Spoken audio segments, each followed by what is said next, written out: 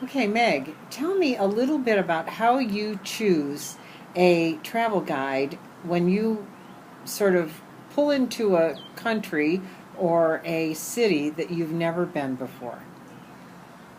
Well, one of the things I do before I go to a place that I've never been before is I do internet research, and I also get some guidebooks. So I will look at books and also research on the internet about the specific city that I'm going to or place that I'm going to go to. And one of the things that I'll do, like this fall, I'm planning on going to Barcelona. I don't really know too much about Barcelona, and so I Googled top 10 Barcelona and looked for things that I'm interested in.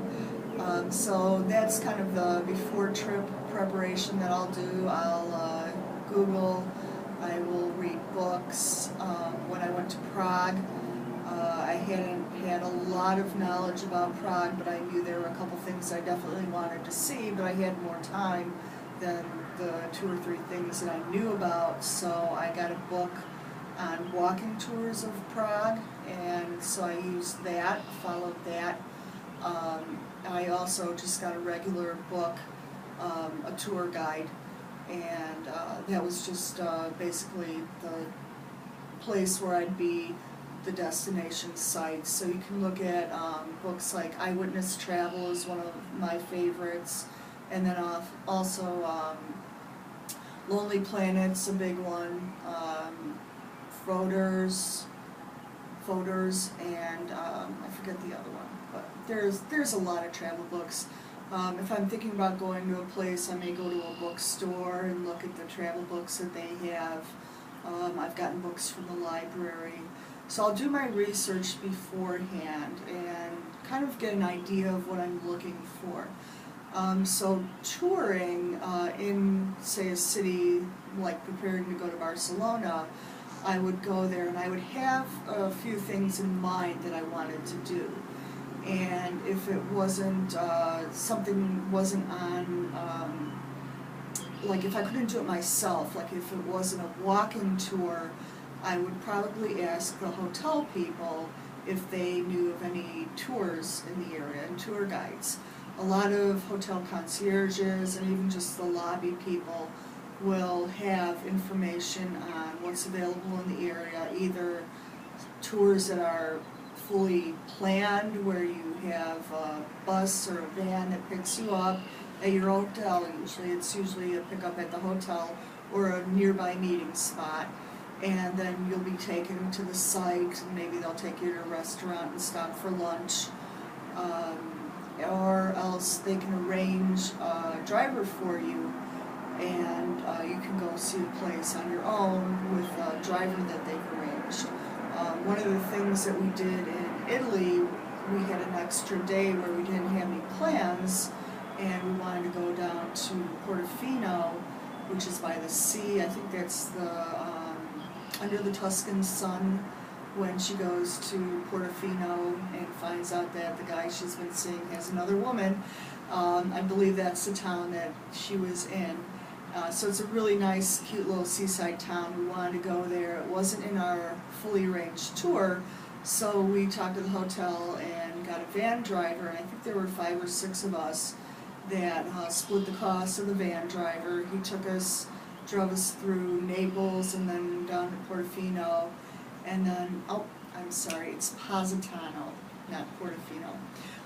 Positano, he drove us down to Positano, and he took us to a restaurant where he knew people, and we had a beautiful lunch on a hilltop looking down over the bay of Positano, and he took us into the city of Positano and down by the waterfront. So he basically drove the van, but also stayed with us the whole day and told us a little bit about the area.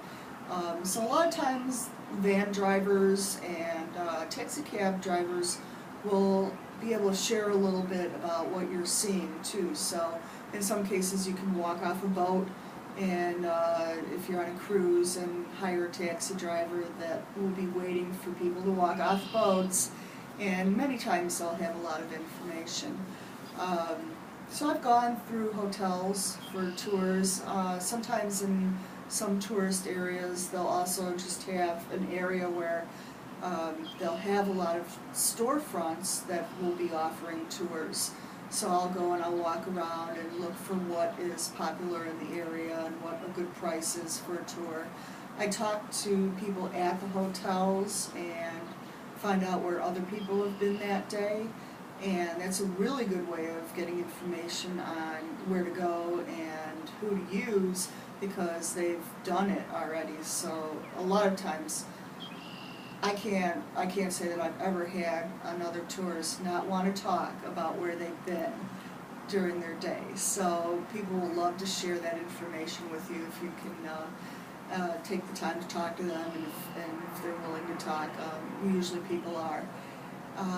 There have been a few places where I have tried to find a tour on the street and then not been able to.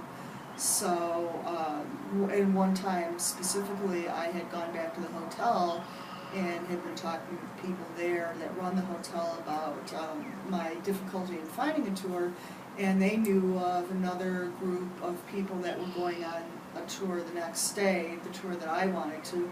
So they ended up talking to them and arranged it so I could go with this group of people that were staying at my hotel. So there's a lot of different ways of finding tours. Sometimes you can plan ahead of time with the travel agent. Sometimes you can plan there at the hotel. I prefer to do a little bit of research ahead of time and maybe have a book or at least a printout from the internet of ideas on what I want to do, and then arranging things when you get there are usually pretty easy. I would rely on my hotel if I was having any difficulty because they really are there to serve the tourists, and they're usually more than happy to help. Thank you, and thank you for sharing the way that we can find what we want to know in a city where we know no one. Thank you, Meg. You're welcome.